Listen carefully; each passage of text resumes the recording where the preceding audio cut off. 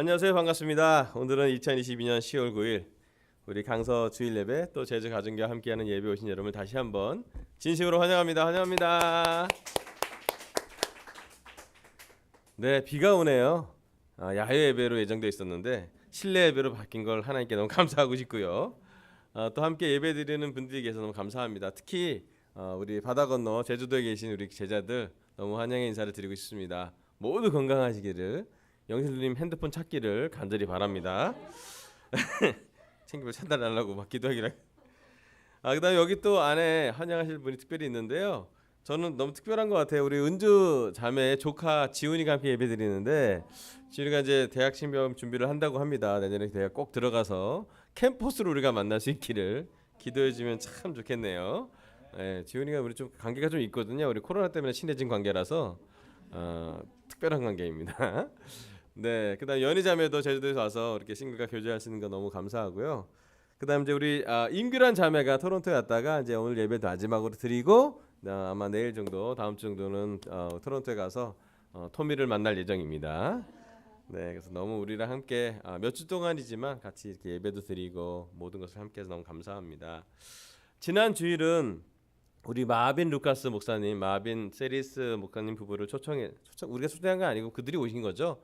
결혼 31주년 기념 여행으로 오셨다가 저랑 연락이 돼서 기쁘게 설교도 하시고 성찬도 하시고 예수님과 정신건강이라는 주제로 11년 동안 앓던 여인의 믿음에 대해서 우리 분당과 함께 또 우리 네 교회가 함께 연합 예배를 드렸습니다. 또 잠실교회랑 같이도 연합 예배를 드렸고요.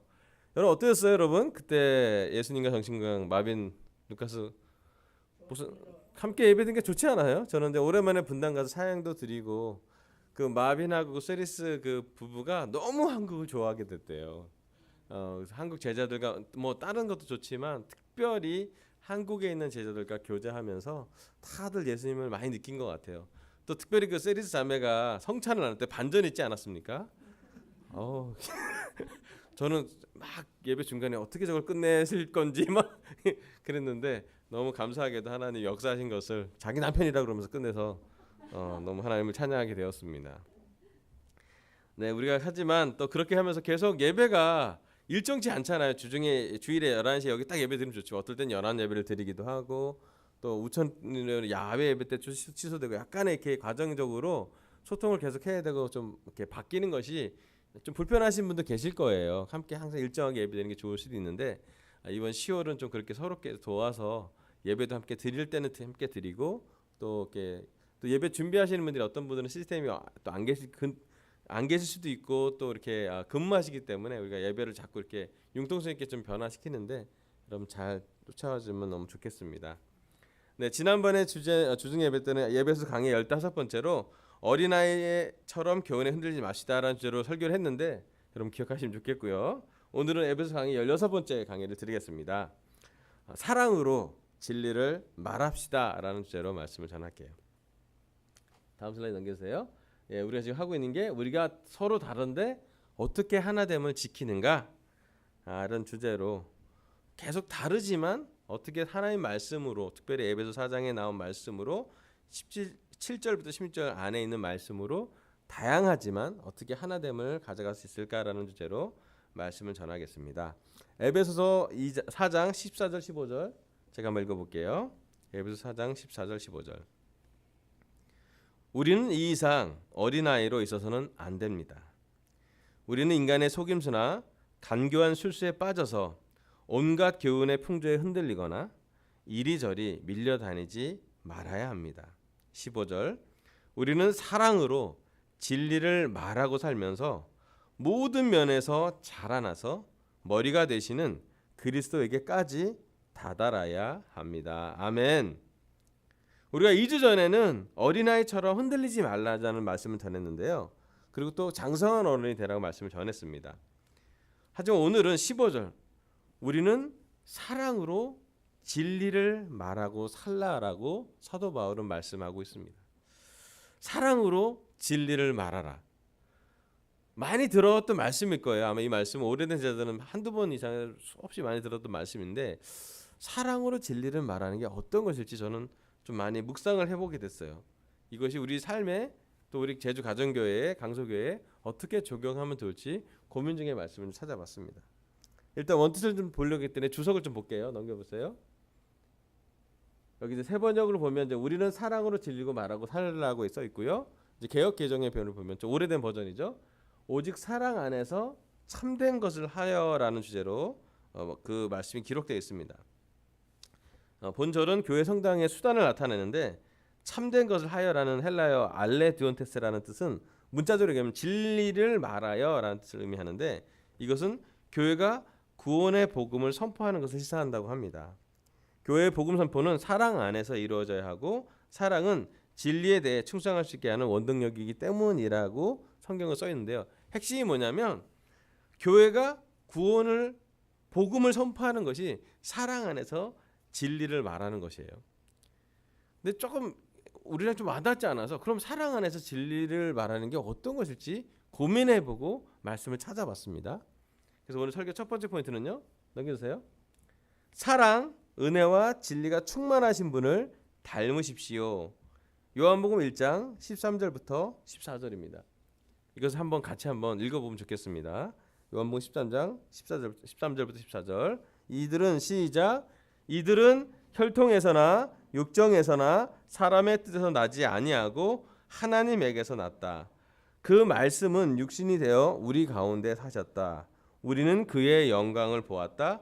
그것은 아버지께서 주신 외아들의 영광이었다. 그는 은혜와 진리가 충만하였다. 아멘. 사도 요한은 예수님이 말씀이 육신이 되신 것이라고 기록되어 있습니다. 그리고 그 성육시하신 하나님이 바로 예수님이라고 얘기를 했고요. 그리고 예수님이 사셨을 때 어떤 모습이었냐면 아버지 하나님의 외아들의 영광이었는데 그 영광의 그 본체가 뭐냐면 은혜, 사랑이 또 진리가 충만하신 분이라고 얘기합니다. 참 양립할 수 없는 개념 중에 하나가 사랑과 진리, 은혜와 진리예요. 은혜를 강조하는 사람 보면 진리가 빠지기가 쉬워요, 그죠? 반대로 진리를 강조하다 보면 옳고 그름을 강조하다 보면 사랑을 빠지기가 좀 쉽습니다.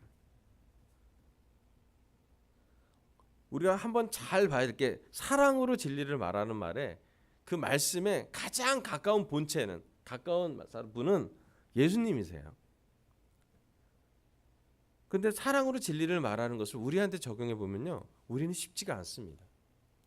우리는 사랑을 얘기할 때가 많을 때가 있고요. 반대로 진리만을 말할 때가 많아요. 그 두 개를 같이 충만하게 한다라는 것은 상당히 어려운 개념입니다. 자, 우리한테 한번 얼마나 어려운지 얘기해 볼게요. 교회 안에 문제가 생겼을 때 사랑과 은혜를 보는 사람들 어떻게 얘기하냐면 용서하고 수용하라고 외쳐요. 보통 그래요. 또 교회 안에 문제가 생겼을 때 진리로 보는 사람은 죄를 고백하고 회개하라고 외쳐요. 둘 다 맞는 건데요. 둘 다 충만하기는 어려워요. 둘 다 영적인 것인데 사랑과 진리가 다 하나님이 주시는 은혜인데 좋은 일인데 사실은 그 두 개를 다 충만하기는 어려운 상황입니다. 사랑과 진리를 어떻게 균형을 잡고 어떻게 융합하고 어떻게 우리 삶에 적용할 것인지. 사랑이 커지거나 아니면 진리가 커지가는 게 일반적일 텐데 특별히 제자들 사이에서도 그렇죠. 관계 중심 사람은 사랑의 중심이 됐고 또 지식이나 논리 중심 사람은 옳고 그름이 더 가까울 수도 있어요. 하지만 그런 우리에게 사랑과 진리가 충만하신 분 예수님을 닮는다는 것은 어떤 의미일까요? 어떻게 예수님은 관계가 문제 있을 때, 교회가 문제가 있을 때, 개인적인 영성이 문제가 있을 때 우리에게 하시는 말씀이 뭘까? 좀 고민해봤어요. 사랑 안에서 진실을 말했던 예수님의 모습은 어떤 모습이었을까? 찾아봤습니다.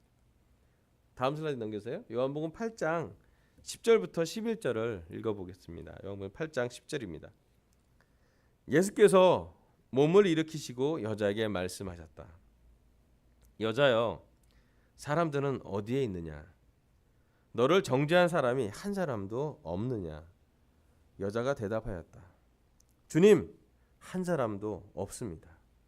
예수께서 말씀하셨다. 나도 너를 정죄하지 않는다. 가서 이제부터 다시는 죄를 짓지 말아라. 요한복음 8장에 예수님은 가늠하다 현장에서 잡힌 여인을 보고 사랑으로 진리를 말하셨습니다. 먼저 예수님은 사랑하셨습니다. 사랑의 표현은 뭐냐면 남들이 다 돌로 쳐져 죽이자고 했을 때 예수님은 정죄하지 않는다라고 그는 결정합니다. 진리가 가득한 사람들, 율법적인 사람들이 이 여자는 가늠하다 잡혔기 때문에 율법서에 돌로 쳐 죽이라고 써 있습니다. 어떻게 할까요? 라고 물어봅니다. 모든 사람이 그 여자를 죽이고 싶었고 모든 사람이 돌을 들고 있을지도 모르겠습니다. 하지만 예수님 얘기합니다. 너희 중에 죄 없는 사람이 먼저 돌을 던지라고요. 그리고 그 얘기에 마음이 찔린 사람들, 나이가 많은 사람들부터 떠나가고 결국은 나머지 모든 사람은 떠나가고 예수님과 그 여인만 남았습니다. 어쩌면 그 여인에게 돌을 던질 수 있는 유일한 사람은 예수님밖에 없을 것이에요. 그런데 예수님 얘기하십니다. 나도 너를 정죄하지 않는다고. 얼마나 깊은 사랑입니까?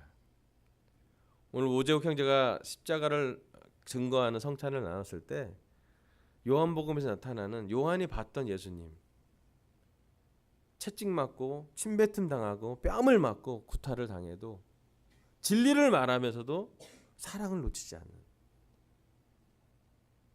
죄를 위해서 죽을 수밖에 없는 우리를 위해서 예수님이 가져갔던 십자가가 바로 사랑과 진리가 충만하신 그분이 걸어갔던 길이라는 것을 알게 됩니다. 저는 재욱 형제 성찬을 들을 때마다 늘 감동이 돼요. 눈물이 나고 마음이 아파요.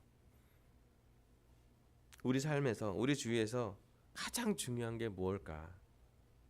사랑으로 진리를 말했던, 진리 안에서 사랑을 포기하지 않았던, 사랑하면서 그래도 진실을 얘기했던 예수님을 닮아가야 되는 것이 우리 제자의 본분이라는 생각이 들었습니다. 예수님은 용서를 했습니다. 하지만 또 하나 얘기합니다. 나도 너를 정죄하지 않는다.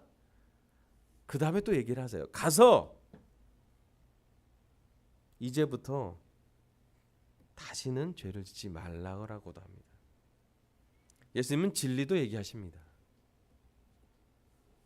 용서는 받았지만 다시 죄를 짓지 말라라고 옳고 그름도 그 여인에게 엄숙하게 말씀하십니다. 은혜와 진리가 모두 충만한 예수님의 삶이었어요. 왜 우리가 예수님을 닮아가야 되는지, 왜 우리가 제자로서 은혜와 진리가 충만하신 분을 닮아가야 되는지, 이분이야말로 우리 삶에서 사랑과 진리를 놓치지 않은 분이기 때문입니다. 네, 우리는 사랑이 깊은 사람이 있고 진리에 깊은 사람이 있습니다. 진리로 보면요, 우리 중에 죄를 안 짓는 사람은 없을 것 같아요. 오늘 우리 성찬을 나눴잖아요.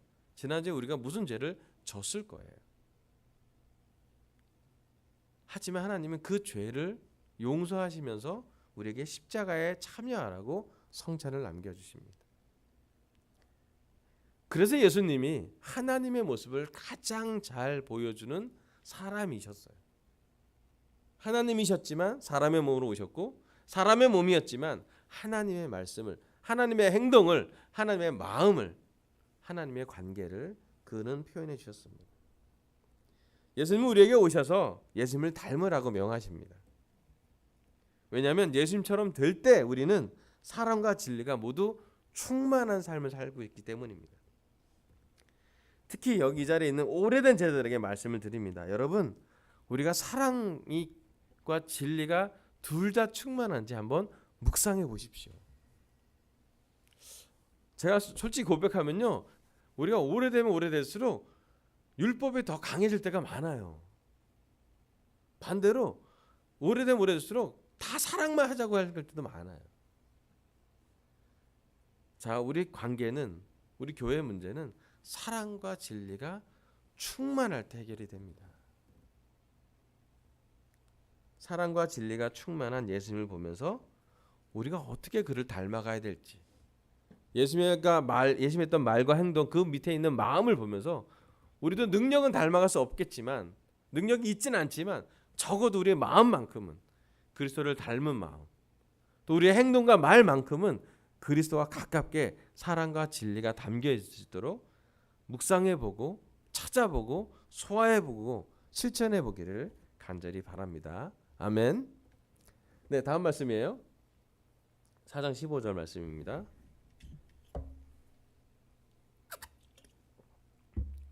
우리는 사랑으로 진리를 말하고 살면서 모든 면에서 자라나서 머리가 되시는 그리스도에게까지 다다라야 합니다. 자, 오늘 설교 두 번째 포인트는요. 넘겨주세요. 그리스도에게까지 다다라야 합니다. 사도 바울이 에베소 4장 15절 기록한 말씀은 사랑으로 진리를 말하면서 그 다음에 한 게 뭐냐면 모든 면에서 자라나서 성장해서 그리스도에게까지 가야 한다라고 그는 기록하고 있습니다. 사도 바울은 교회가 성장하고 성숙하는데 깊은 관심이 있었습니다. 우리 한국 교회가 성장하고 성숙하는 과정이 있었죠. 우리의 초창기 성장은 양적 성장을 아주 강조했습니다. 몇 명을 초대했는지, 몇 명과 새벽 공부했는지, 몇 명을 세례줬는지 정말 중요했죠. 그래서 우리 교회가 폭발적으로 성장했던 것도 사실이에요. 다른 나라에 미션팀도 보내고, 또 그렇게 어떤 사람들이 정말 헌신적으로, 특별히 한국 같은 경우는 미국에서 뭐 이렇게 있었던 분들이 다 내려놓고 헌신적으로 한국 교회에 와서 초창기 그 선교사들이 세운 교회가 바로 한국 교회라고 말할 수 있겠죠. 하지만 요즘 그렇게 선교된 교회가 10년, 15년 지나고 어떤 일이 벌어졌는지, 2003년에 어떤 우리 헨리 피크리트의 편지가 있고 난 다음에 2004년부터 지금까지 거의 한 20년 가까이를 우리는 어떻게 하고 있냐면 성장뿐만 아니라 성숙도 중요하다고 배우고 있는 것 같아요. 모든 면에서 그리스도에 다다라야 된대요. 그리스도는 하나님의 말씀, 선교도 했고, 또 호프, 이웃 사람을 잘 낫게 도와주기도 했고, 그리고 그의 제자들을, 예수님의 제자들을 하나님의 말씀으로 깨우칠 수 있도록 교육도 잘했어요. 그래서 예수님이 떠난 다음에 성령님을 보내서 제자들이 모든 면에서 그리스도를 닮아갈 수 있도록 많이 도와줬습니다. 예수님 떠나가서 제자들, 예수님 1세기 제자들이 뭘 많이 했냐면, 예수님이 이랬을 때 어떻게 했지? 예수님이 나라면 어떻게 말했을까? 예수님이 이 교회 이방인들 세례주는 이 문제에 대해서 어떻게 반응할까? 그들은 예수님이 어떻게 했을까에 대해서 아주 집중했고, 예수님이 했던 것을 따라가면서 교회 문제를 해결하는 과정을 가져갑니다. 뿐만 아니라 예수님이 떠나고 나서 직분이 생겼어요. 복음 전도자, 교사, 집사, 장로. 그 직분을 세우면서 모든 직분자가 자기 역할을 하면서 1세기 교회가 골고루 성장하는 것 같았어요. 또 직분이 세워질 때도 아주 예쁘고 아름답게 선출되고 그런 게 아니라 필요가 많았어요.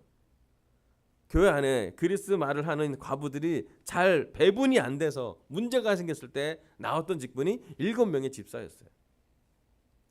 아름답고 멋있는 직분자가 생기는 것이 아니라 필요에 따라서, 교회의 상황에 따라서 하나님이 역사한 걸 볼 수가 있습니다. 교회는 예수님의 몸입니다. 특히 우리 한국 교회의 현실을 보면 교회가 좀 아픈 것 같아요. 그리스도의 몸이 아픕니다. 제가 믿기로는 이것은 성장 또는 성숙통이라고 생각하고 싶어요. 개인적인 생각으로는 지금 우리 한국교회 모든 제자들이 사람이 아니라 그리스도 예수님만 보고 닮아가는지를 한번 묵상해 보길 제안하고 싶어요. 정말 우리 교회가 하나 되기 위해서 내가 할 수 있는 것과 할 수 없는 걸 좀 구분하고, 내가 할 수 있는 것에 조금 집중할 수 있다면, 좀 정확히 얘기하면 우리가 예수님을 더 닮아야지 우리는 하나가 될 거예요. 누구 때문에 하나가 되지 않아도 잠깐 있을 수 있는데, 그것도 진리로 맞는 얘기예요. 하지만 하나 되는 동력을 어디서 얻을 거냐, 어떻게 그 힘을 계속 장기적으로 지치지 않고 열정을 만들어낼 거냐라고 본다면, 감히 얘기합니다. 우리가 십자가로 더 가까이 가야 돼요. 왜냐하면 우리가 그리스도에게까지 다다라야지 그때 하나가 되는 거예요. 많은 경우 우리가 너무 쉽게 저 사람이 변하면 하나가 될 거야. 우리 집에도 그러지 않습니까? 우리 부부 관계가 그래요. 남편이 변하면 우리 가정은 바뀔 거라고 우리는 믿어요. 근데 대부분 남편은 잘 안 바뀌려고 하잖아요. 얘기합니다. 아내의 말투가 바뀌면 가정이 바뀔 거라고 믿어요. 잘 안 바뀌잖아요.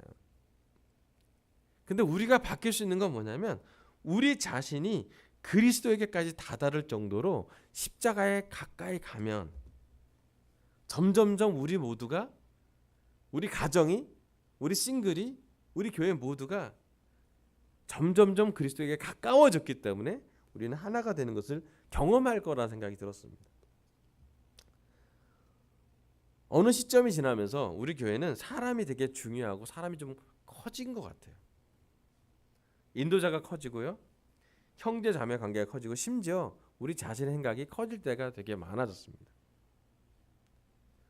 하지만 하나님께서 우리 한국교회에 여러 가지, 우리 삶에 여러 가지 어려움을 허락하신 이유 중에 하나가, 여러 이유가 있고 여러 고민이 있지만 그 중에 하나는 뭐냐면 어느 시점에서든지 우리는 그리스도를 닮아갈 수 있도록, 그리스도에게까지 다다를 수 있도록 우리를 훈련하실 거라는 거예요.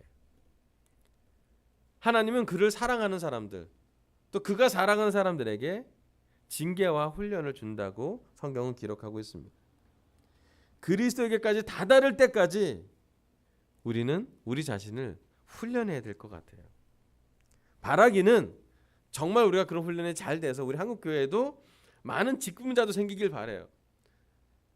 우리 한국교회도 장로도 생기고 교사도 생기고, 그래서 목사만이 인도하는 교회가 아니라 그런 팀, 장로도 생기고 교사도 생기고 또 집사님도 생기고, 더 원하는 건 젊은 세대도 생겨서 저희가 이제 우리 다음 주에 우리 캠퍼스 연합 예배를 같이 좀 하려고 제가 물어봤거든요. 캠퍼스 담당자에게 우리 같이 강서 와서 예배 드려도 되니까 우리가 함께 예배 드리길 원하는데 괜찮냐고 했더니 괜찮대요.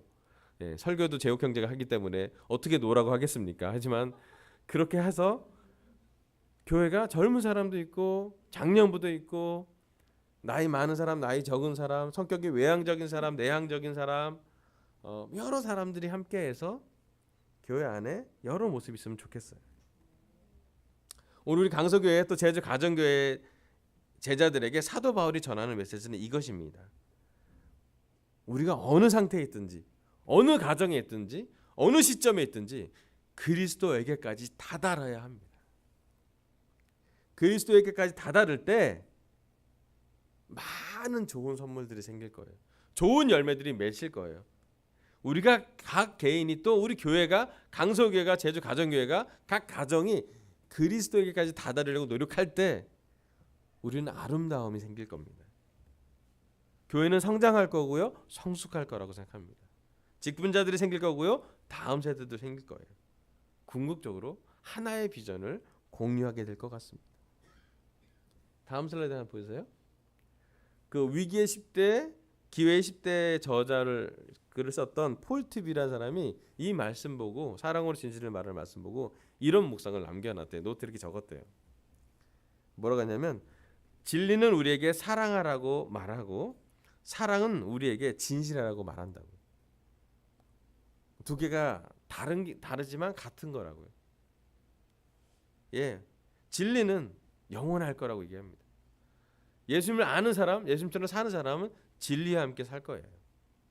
근데 그 진리가 한 사람은 사랑으로 말할 거예요. 사랑 안에서 참된 것을 담아서 말하게 될 거예요. 여러분, 이거 어렵지만 우리 훈련해야 됩니다. 부부 사이에 사랑으로 진실을 말하고 진실하면서 사랑하게 말해야 될 것 같아요. 형제 자매 관계 안에 사랑으로 진실을 말하고 진실 안에서 사랑을 담아서 얘기해야 될 거예요. 교회가 교회 안에 사랑으로 진실을 나눠야 합니다. 요즘 제가 묵상하고 실천하는 거 하나 보여드릴게요. 다음 슬라이드 보여주세요. 제가 어제 사랑하는 우리 민호 형제와 제가 애정하는 우리 용준 형제를 데리고 춘천을 나러 왔습니다. 90km를 자전거를 타면서 인생에 많은 걸 느꼈어요. 어둠도 느끼고 빛도 느끼고요. 근데 이런 생각은 했어요. 좀 운동해야겠다. 건강한 그리스도를 닮아가야겠다 생각이 들었어요. 그리스도는 영적으로만 건강한 게 아니라 육적으로도 건강하셨고 감성적으로도 건강하셨어요. 모르겠어요. 능력이 하나님이 주신 능력이기 때문에 우리보다 능력이 많은 건 알아요. 우리가 그리스도의 능력이 다 있지는 않아요. 하지만 한 가지, 내가 이 세상을 살면서 여러 부분에 그리스도께 다 따라야 될 것 같아요. 감성적으로도 그리스도를 닮고, 영적으로도 그리스도를 닮고, 육적으로도 그리스도를 닮아가는 뭔가를 해봐야겠다. 우리 교회에 요즘 보면 우리 아내랑 나랑 좀 세봤어요. 우리 주위에 우울한 사람 12명이 우리 옆에 있더라고요. 우울한 사람에서 기도해야 되거나 우울을 도와줘야 될 사람이 12명이었어요. 그리고 내가 깨달았어요. 어떻게 우울을 도와줘? 능력이 안 돼요. 근데 한 가지 확실한 건 같이 이렇게 걸어가고 같이 기도하고 같이 말씀 보고 같이 찬양하고 같이 운동하고 같이 그냥 시간 보내면 너무 좋을 것 같다는 생각이 좀 들었어요. 이것도 사실은 우리 용준이가 그건 가고 싶어요. 민호 형제가 갑시다. 그래서 갑자기 급결성된 거예요. 좋은 상태에 좋은 체력 있는 것도 아니었어요. 갔다 와서 저는 어제 하도 찬 공기를 들이마셔갖고 밤새도록 기침하고 왔었는데 설교할 때만 지금 괜찮아. 기침이 안 나. 와 신기해. 여러분 그리스도에까지 다다를 때까지 노력했으면 좋겠어요. 물론 한 이 장면이지만 한 단면이고 각 개인마다 각 가정마다 다른 부분이 있을 수 있어요. 하지만 그리스도는 얘기합니다. 사도 바울을 통해 얘기해요. 사랑으로 진실을 말하고요. 우리 사랑합니다. 하지만 진실해져야 돼. 진실로 있지만 우리 사랑하고 포용합니다. 두 개 다 함께 하면 좋겠어요. 마지막 슬라이드 넘겨주세요. 오늘 하나님은 저희 입술을 통해 에베소 강의 16번째 주제로 사랑으로 진리를 말하라고 얘기합니다. 첫 번째, 사랑과 진리가 충만하신 분을 닮으십시오.